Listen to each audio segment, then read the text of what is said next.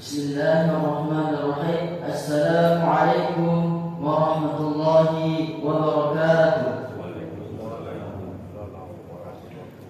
Alhamdulillahi rabbil alamin, wa bihi nasta'inu ala umuri dunya waddin, wassalatu wassalamu ala asyrafil anbiya'i wal mursalin wa ala alihi wa ashabihi ajma'in. Asyhadu an la ilaha illallah wa asyhadu anna Muhammadan 'abduhu wa rasuluh.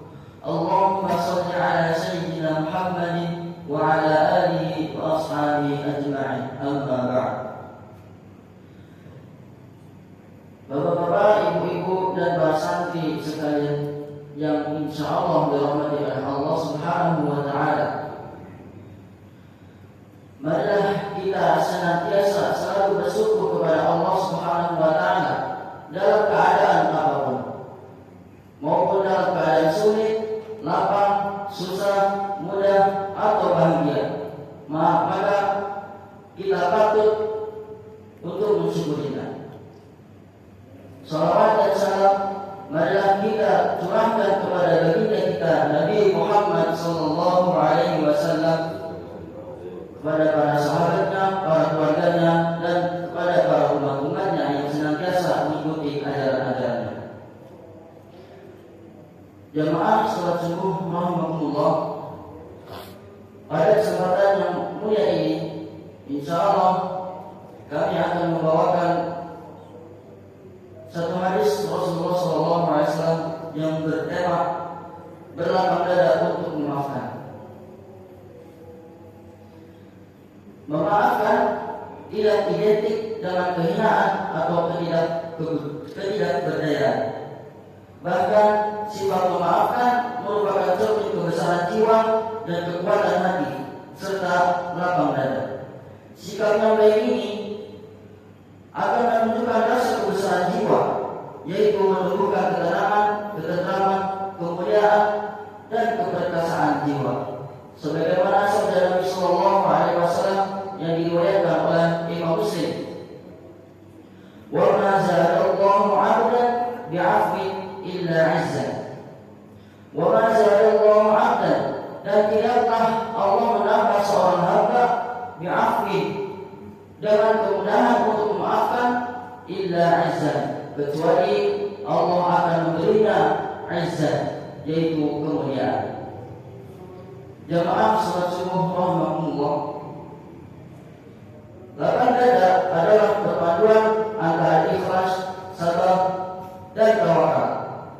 Apapun yang terjadi tidak akan membuat hatinya sempit dan menyesal.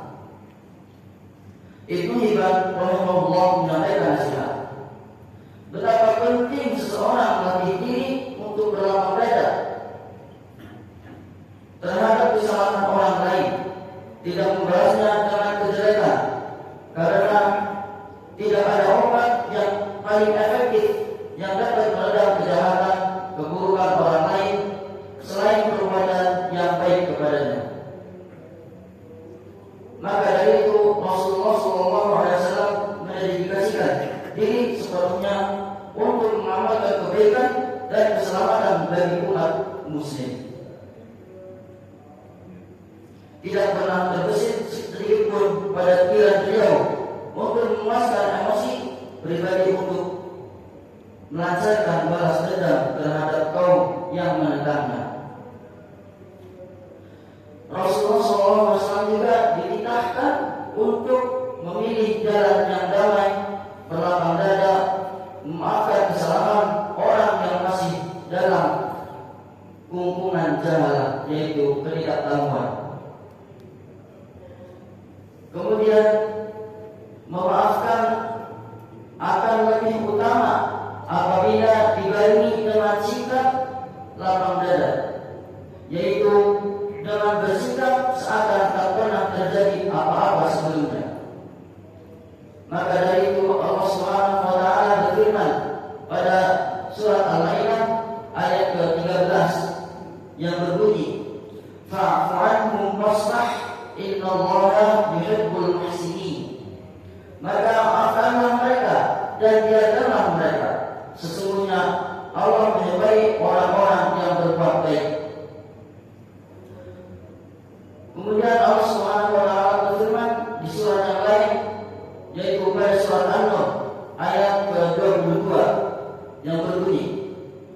ولا يأتل أولو الفضل منكم والسعة أن يؤتوا أولي القربى والمساكين والمهاجرين في سبيل الله وليعفوا وليصفحوا ألا تحبون أن يغفر الله لكم والله غفور rahim.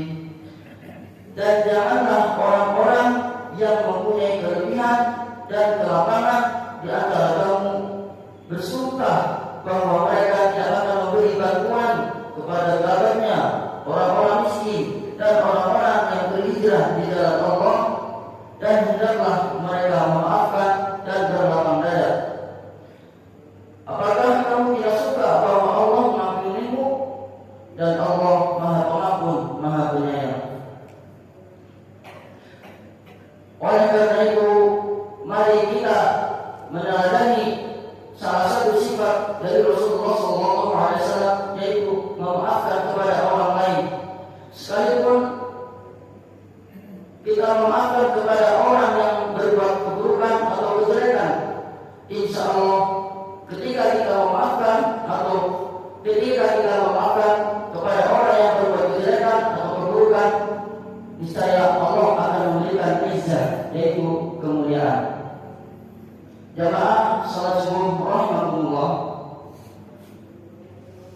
Mungkin ini yang bisa saya sampaikan, kurang lebihnya mohon maaf. Marilah kita akhiri dengan berdoa kepada Allah Subhanahu wa taala. A'udzu billahi minasyaitonir rajim. Bismillahirrahmanirrahim. Alhamdulillahi rabbil alamin, hamdan syakirin, hamdan na'imin, hamdan yuwafi ni'amahu wa yukafi majidah. Ya Rabbana lakal hamdu kama yanbaghi li jalalikal karim wa 'azimi sultan. Allahumma shalli ala sayyidina Muhammad wa ala ali sayyidina Muhammad.